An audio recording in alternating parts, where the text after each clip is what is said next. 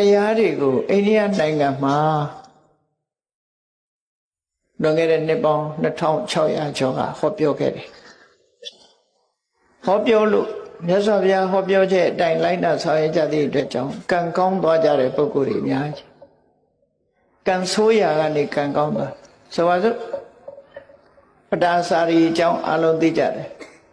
သူလောက်ကံဆိုးတာပဲရှိ လဲသူလောက်ကံဆိုးတာပဲရှိတောကြီးမြက်မဲခရီးသွားလာတဲ့အချိန်မှာလူမမဲအရွယ်သားကလေးတယောက်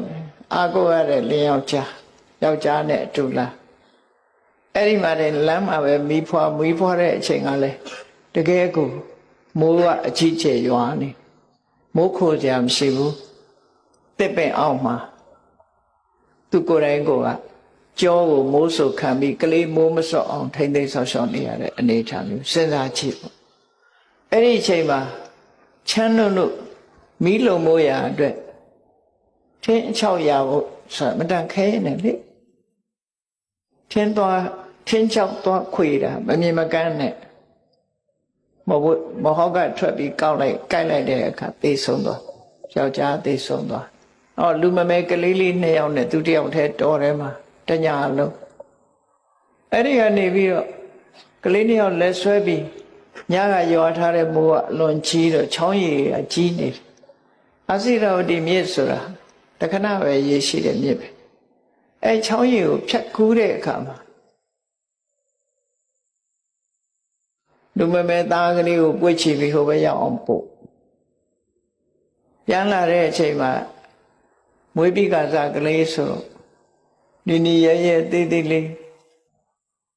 တားတစ်ထင်ပြီးတော့စွန်ကဝဲနေရကနေထိုးဆင်းပြီးတော့ချီတယ်ကိုကလည်းမြစ်လက်ကောင်ရောက်နေပြီဆိုတော့မောင်းမွေရခက်သွားအဲ့ဒီမှာအော်ပြီးတော့မောင်းရကနေဟိုတစ်ဖက်ကမ်းမှာစောင့်နေတဲ့သားသူခေါ်တဲ့ထင်ပြီးရေတဲ့အဆင်းလိုက်ရေတဲ့ပါသွားလမ်းမှာအာကိုရမဲ့ကိုသူ့ရဲ့အမျိုးသားသိဆုံးသွားတယ်စိတ်နှလုံးဖြည့်ပေးနိုင်တဲ့သားလေး2ဦးကလည်းပဲတဦးကစွန့်ချီသွားပြီတဦးကရေထဲပါသွားတယ်သူတယောက်တည်းရှိသွားလူဘဝကြုံရတာတွေကိုပြောပြတာနော်ကိုယ်တိုင်ခံစားရရင်ဘယ်လိုနေမလဲစဉ်းစားကြည့်အဲ့ဒီတော့သူ့ဘဝမှာခံစားလို့စိတ်ဖြည့်စရာဆိုလို့အိမ်မှာအမေရဲ့ဖေးရဲ့မောင်လေးရဲ့ရှိသေးတယ်အာကိုရကြီးနဲ့တာဝတိမြို့သို့တော့လမ်းမှာတွေပဲသတင်းဆိုကြားရတယ်ညကလေကြီးမိုးကြီးကြပြီးတိုက်ပြိုကြလို့အမေလည်းဆုံးအဖေလည်းဆုံးမောင်လေးလည်းဆုံးဆိုတဲ့သတင်းကြားကဲယင်းထဲမှာဆုတ်တက်သွားပြီးသူဟာတောကဖြစ်သွားအဲ့ဒီတောကကြောင့်ယူသွားတာတောကုံမတ္တကလို့ခေါ်တယ်တောကကြောင့်ယူတာတိကျပြလို့ယူတာမဟုတ်ဘူးတောကကြောင့်ယူသွားတဲ့ပဒါစာရီဟာမြတ်စွာဘုရားနဲ့တွေ့တဲ့အခါမှာပြေချောင်းမြတ်စွာဘုရားမြင်လိုက်တာနဲ့မြတ်စွာဘုရားနဲ့အခုလိုဒီလိုတရားပွဲကြီးထဲမှာသူကရောက်